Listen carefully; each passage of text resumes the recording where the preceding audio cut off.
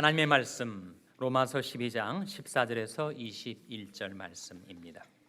너희를 핍박하는 자를 축복하라. 축복하고 저주하지 말라. 즐거워하는 자들로 함께 즐거워하고 우는 자들로 함께 울라. 서로 마음을 같이하며 높은 데 마음을 두지 말고 도리어 낮은 데 처하며 스스로 지혜 있는 채 말라. 아무에게도 악으로 악을 갚지 말고 모든 사람 앞에서 선한 일을 도모하라. 할 수 있거든 너희로선 모든 사람으로 더불어 평화하라. 내 사랑하는 자들아, 너희가 친히 원수를 갚지 말고 진노하심에 맡기라. 기록되었을 때 원수 갚는 것이 내게 있으니 내가 갚으리라고 주께서 말씀하시니라. 내 원수가 줄이거든 먹이고 목마르거든 마시우라. 그리하므로 내가 숯불을 그 머리에 쌓아 놓으리라. 악에게 지지 말고 선으로 악을 이기라. 아멘. 할렐루야. 저에게 평강의 복을 기원하는 마음으로 샬롬 인사 나누시기 바랍니다. 샬롬. 샬롬. 지난 주간에 샌버나디노에서 총기 난사 사건이 벌어져서 남가주뿐만 아니라 전 미국을 큰 충격 속에 빠뜨려 놓았습니다. 나이가 28, 27 부부입니다. 파키스탄계 출신인 사람들이에요. 범인들이 샌버나디노 카운티의 공무원입니다. 인랜드 리저널 센터라는 곳에서 같은 직장 동료들이 회식을 하고 말다툼을 벌이다가 갑자기 부부가 뛰쳐나가더니 복면을 하고 중무장을 한 채 그 행사장에 뛰어들어와서 14명을 죽이고 21명이 부상을 당하는 끔찍한 사건이 벌어졌습니다. 남편은 파키스탄계 이민자 2세 일리노이 출생이고 부인은 파키스탄에서 출생을 해서 성장해서 사우디아라비아에서 남편 될 사람을 만나서 이제 영주권을 획득하고 결혼을 하고 살던 그런 평범한 부부였었는데 그런 흉악한 일을 벌이라고는 동료들도 심지어 가족들도 전혀 예측을 할 수가 없었던 그런 사건이 벌어지고 말았습니다. 사건이 벌어지자 미국 대선 후보 민주공화 양당의 후보들의 입장이 판이하게 다르게 나왔습니다. 민주당은 총기 규제 법안을 통과시켜야 된다 이렇게 강조를 하고 공화당은 총기 규제에 대해서 언급을 하지 않고 법 집행기관 FBI라든지 폴리스가 사태를 신속하게 수습을 하는 것을 칭찬하는 반응을 내어 놓았습니다. 근데 시간이 지나면서 이 사건의 성격을 규명하기를 FBI가 이것은 단순한 살인 사건, 총기 사건이 아니고 테러 사건일 것이다라고 규정을 하게 이르렀어요.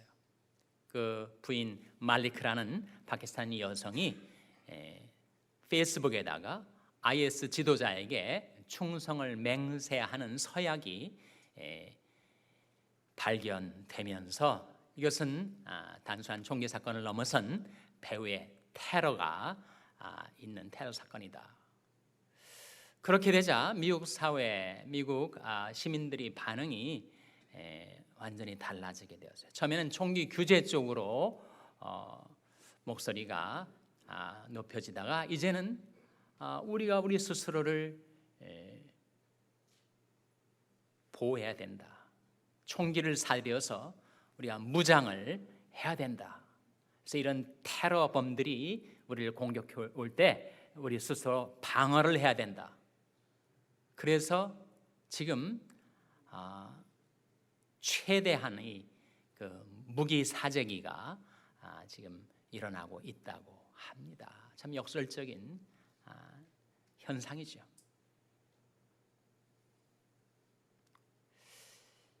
이것이 정말 단순한 개인적인 복수심, 원한을 풀기 위한 살인 사건인지 아니면 정말 IS의 지령에 의한 테러 분자들의 소행인지, 그것은 앞으로 추후에 밝혀지게 되겠죠. 현재까지는 아마 자생적인 테러일 것이다 라고 하는 추정으로 그 관측이 모아지고 있습니다. 정말 이번 사고로 가족들을 잃은 유족들의 슬픔을 자비로우신 하나님께서 위로해 주시기를 바라고, 이런 격동하는 세계 속에서 살아가는 우리와 우리 자손들이 하나님의 은혜로 안전하게 보호받기를 위해서 우리가 기도를 해야 하겠죠. 14명 죽은 사람들 중에서 12명이 이 파룩이라는 남편 범행자의 직장 동료들이었다고 그래요. 통상 테러 사건하고 다르지 않습니까? 테러는 주로 정부 기관을 타겟으로 합니다. 그리고 불특정 다수를 대상으로 해요. 근데 이것은 자기가 평상시에 알고 지내던 직장 동료들을 죽였으니 이것이 정말 보통 테러라고 규정하기에도 쉽지 않은 그런 희한한 사건이라고 여겨집니다. 여튼 직장 동료들이 회식 자리에서 뛰쳐나갔다가 들어온 것으로 봐서 분명히 이 분노 조절 장애를 겪고 있는 사람의 소행일 것이다, 이렇게 추정이 됩니다. 무슨 사소한 말다툼이 그를 분격했는지, 그를 경록했는지 알 수가 없지만 전혀 분노를 통제하지 못한 상태에서 결국은 살인사건을 벌이고, 그리고 경찰과의 총격에서 결국 부부가 현장에서 죽게 되는 불행한 사건이었습니다. 이 분노 조절 장애, 이것이 사회적인 하나의 현상이고 큰 문제가 되고 있습니다. 로드 레이지라는 것이 있어서 한국이든 미국이든 운전을 하고 가다가 사소한 일로 서로 분노를 폭발시키고 폭행 사건이 벌어지고 있습니다. 고층 아파트에 사는 한국에서는 층간 소음 때문에 아무것도 아닌 것인데 그게 발단이 돼가지고 흉악한 사건이 또 벌어지기도 하니까요. 분노 조절 장애는 우리가 누구나 직면하게 되는 문제입니다. 그런데 이 분노 자체가 죄인가? 분노 자체가 죄는 아닙니다. 의분이라는 것도 있고 공분이라는 것도 있으니까요. 그렇지만 분노를 품으면 죄를 짓기가 쉽습니다. 계속 분노를 품고 살면 그것이 울분이 되고 화병이 되기가 쉽죠. 어른들만 분노하는가? 어린 아이들도 화를 냅니다. 지 오빠나 지 누나에 비해서 자기가 받은 것이 적으면 no fair 하고 아이들이 화를 냅니다. 분노라는 감정 자체가 불공정하다고 여겨질 때, 부당하다고 여겨질 때, 자기가 무시당한다고 느낄 때 생겨나는 감정이니 누구나 겪게 되는 문제죠. 심지어 강아지도 화를 냅니다. 자기가 먹던 거 뺏으면 강아지가 으르렁 됩니다. 저희 집에 강아지를 하나 키우는데 제가 좋아하는 비스켓을 줬다가 제가 그것을 건드리면 저한테 덤벼들어요. 아주 평상시에는 양순한 강아지인데 그런 반응을 보이더라고요. 제 친구 목사님이 한 분이 계신데 자기가 밥그릇에 밥을 먹다가 사모님이 그걸 뺏어간대요. 다이어트 좀 하라고. 그러면 자기가 이 개들이 밥그릇 뺏겼을 때 왜 으르렁 대는가 심정을 이해할 수가 있겠다고 얘기를 하더라고요. 부인들은 이해하셔야 됩니다. 남편과 강아지 공통점 3개가 있다는 거예요. 첫째는 꼭 끼니를 챙겨줘야 된다. 둘째는 무슨 복잡한 말을 하면 알아듣질 못한다. 세 번째는 초장에 길들이지 않으면 줄곧 고생한다. 분노의 문제는 누구나가 겪게 되는 심각한 문제입니다. 그래서 에베소서 4장 26절 27절에 보면 이런 말씀이 나와요.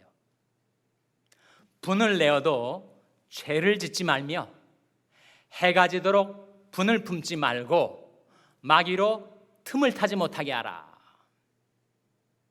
분을 내어도 죄를 짓지 말며, 그러니까 분 자체는 죄가 아니라는 거죠.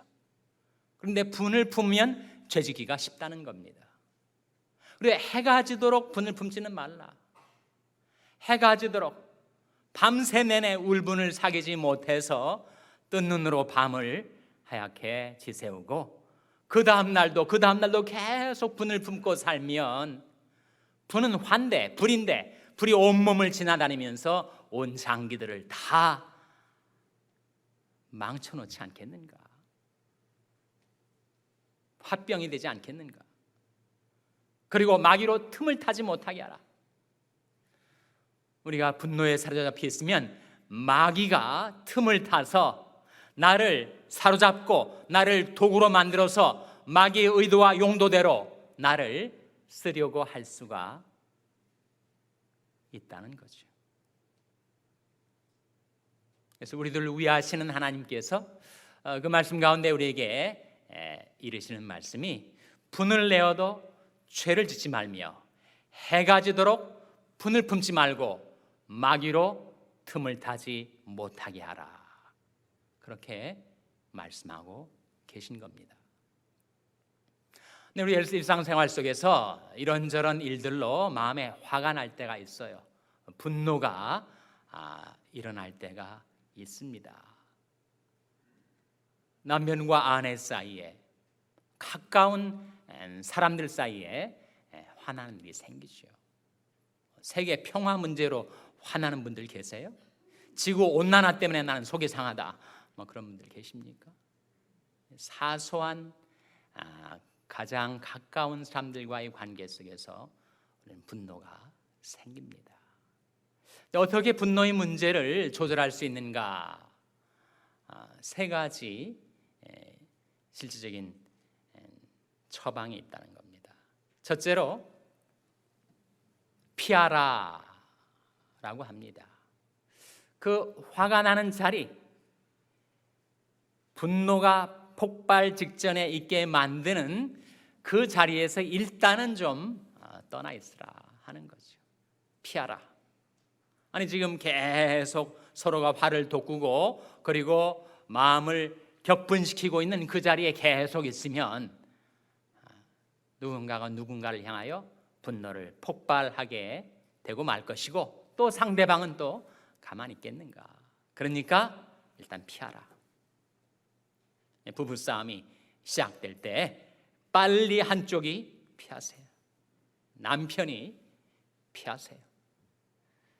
피하는 것까지는 좋은데 피했다고 또 열흘, 한 달 또 집에 안 들어가고 계속 피했지는 마시고 피하라. 둘째로 세어라. 카운트를 하라는 거예요. 막 화가 날 때 화를 폭발시키기 전에 10까지 한번 세보라는 거예요. 무궁화꽃이 피었습니다를 속으로 되뇌어 보라는 거예요. 무궁화꽃이 피었습니다. 10. 우리는 화를 참기 위해서 이거 세기는 세야 될 텐데 이거 빨리 세고 화를 터뜨려야 되기 때문에 그 무궁화꽃이 피었습니다를 빨리 되뇌이고 화를 내려 하죠. 그래서 세 번째 한 가지 처방책이 있는데, 막 화가 생길 때 그것을 쓰라는 거예요. 막 트웨인이라는 미국의 저명한 작가가 있습니다. 톰 서여의 모험, 허클베리 핀의 모험, 이런 책을 지은 막 트웨인이 욱하는 성질이 있었다는 거예요. 화를 잘 내고 한번 화를 터뜨리면 주위에 있는 사람들이 쩔쩔맬 정도로 그렇게 자기가 격분하게 되는 그런 분노 조절 장애를 자기가 앓고 있다는 것을 깨닫고, 그 어떻게 하면 이 문제를 좀 해결해 갈 수 있을까 고민을 하다가 한 가지 자기 나름대로 도움이 되는 방안을 발견하게 되었는데, 그것은 화가 날 때 나를 화나게 하는 그 상대방을 향하여 맹렬하게 공격을 퍼붓는 글을 자기가 쓰는 거예요. 편지를 쓰는 겁니다. 당신이 이럴 수 있어, 이런 내용으로 하여튼 그 상대방을 향하여 자기 분노의 감정을 글로 쓰는 겁니다. 그래서 편지를 써놓고 그것을 서랍 속에다 집어넣는다는 거예요. 그러니까 사흘을 기다린다는 겁니다. 사흘 후에도 그 편지를 읽어봤는데 여전히 내 분노의 감정이 그대로 남아있으면 그 편지를 보낸다는 거예요. 사흘이 지나 놓고 보니까 이거 아무것도 아닌데 내가 화를 냈구나 싶으면 그 편지를 찢어버리고 휴지통에 집어넣었다는 거예요. 아브라함 링컨 대통령 남북전쟁 당시에 한 번은 이런 일이 있었다고 해요. 이 남군의 명장이 바로 로버트 E. 리 장군 아닙니까? 리 장군 때문에 남북전쟁이 빨리 종식되지 않고 많은 피를 흘리게 되었는데, 이 리 장군이 이 북군의 소나기에 들어오게 될 절호의 기회가 있었어요. 그 당시 북군의 장군은 미드라는 장군입니다. 그래서 링컨 대통령이 체근을 한 거예요. 반드시 이번 기회를 놓치지 말라. 리를 생포하라. 그렇게 명령을 내렸는데 우유부단했던 미드 장군이 결국은 로버트 E. 리 장군을 놓쳐버리고 만 거예요. 그러자 링컨이 격분을 한 겁니다. 어떻게 이렇게 이 절호의 기회를 놓쳐버리고 마는가. 그래서 미드 장군에게 편지를 쓰는 거예요. 나는 일로 대단한 실망과 좌절을 겪었어. 어떻게 당신이 이럴 수가 있어 하는 내용으로 자기 분노의 감정을 다 편지에 써놓은 거예요. 그러나서 그 편지를 봉투에다가 집어넣는데 그 봉투에는 이런 글이 쓰여있다는 거예요. 절대 보내지 말 것, 그렇게 써있다는 거예요. 그래서 안 보냈습니다. 안 보내고 결국 후대에 와서 링컨 대통령이 이런 편지를 썼었구나, 보내지는 않았구나, 자기 분노의 감정을 이렇게 조절을 했구나 하는 것이 알려지게 된 겁니다. 여러분이 아내 때문에 화가 나고 또 여러분의 남편 때문에 화가 나는 일이 생기면 한번 여러분이 분노의 감정을 한번 써보세요. 카톡에다가 써보세요. 그리고 보내기 전에 샌드 버튼을 누르기 전에 한번 생각을 해보세요. 보낼 것인가 말 것인가 냉철하게 판단을 한번 내려보시기를 바랍니다. 3가지. 피하라, 세보라, 쓰라. 그러나 이러한 처방을 통해서도 해결되지 않는 분노의 뿌리 깊은 감정이 있을 수가 있습니다. 거의 원한 관계처럼 복수심에 뿌리 깊은 분노의 감정이 사람에게 있을 수가 있어요. 그런 문제는 어떻게 해결될 수 있는가? 하나님의 말씀은 이렇게 해결하라 일러주시는 겁니다. 로마서 12장 19절 한번 보시기 바랍니다. 로마서 12장 19절 말씀 같이 읽겠습니다. 시작. 내 사랑하는 자들아, 너희가 친히 원수를 갚지 말고 진노하심에 맡기라. 기록되었을 때 원수 갚는 것이 내게 있으니 내가 갚으리라고 주께서 말씀하시니라. 내 사랑하는 자들아, 너희가 친히 원수를 갚지 말고 어디에다가 맡기라고요? 진노하심에 맡기라. 기록되었을 때 원수 갚는 것이 내게 있으니 내가 갚으리라고 주께서 말씀하시니라. 원수는 사람이 갚는 것이 아니라는 거죠. 원수는 내가 갚는 것이 아니라 하나님이 갚으시는 것이다. 하나님께서 친히 말씀하시기를 원수 갚는 것이 내게 있으니 내가 갚으리라고 주께서 말씀하고 계신다는 거예요. 아무리 애를 쓰고 결심을 해도 해결될 수 없는 이 분노의 감정의 문제, 그것은 하나님께 맡길 때만 해결될 수가 있습니다. 내 짐을 여호와께 맡기라. 너를 붙드시고 의인의 요동함을 영영히 허락지 아니하시리로다. 날마다 우리 짐을 지시는 주, 곧 우리 구원이신 하나님을 찬송할지로다. 맡기라고 말씀하고 계신 거죠. 예수님만큼 화낼 일이 많았던 사람이 세상에 어디 있었겠어요? 하늘 영광 버리시고 낮고 천한 우리들을 구원하시기 위해서 찾아오신 그 주님을 몰이해하고 곡해하고 비난하고 중상하고 마침내 십자가에까지 못 박은 그 사람들 때문에 주님은 화낼 일들이 얼마나 많으셨겠어요? 베드로전서 2장 23절 말씀에 욕을 받으시되 대신 욕하지 아니하시고 고난을 받으시되 위협하지 아니하시고 오직 공의로 심판하시는 자에게 부탁하시며 하는 말씀이 나옵니다. 예수님이 그러하셨다는 거예요. 분노가 생길 일이, 화낼 일들이 질비해 있었겠지만 어떻게 주님은 분노 조절을 하실 수가 있었는가? 욕을 받으시되 대신 욕하지 아니하시고 고난을 받으시되 위협하지 아니하시고 오직 공의로 심판하시는 자에게 부탁하시며 사셨던 우리 주님. 저나 여러분이나 정말 우리는 격동하는 세계를 살아가고 있습니다. 우리가 가는 이 인생의 항해의 바다가 경랑이 일고 있습니다. 내 의지력으로, 내 결심으로 아무리 내 분노의 감정을 다잡으려 해도 분노 조절에 장애를 겪고 있습니다. 그러한 우리들이 이 분노의 문제를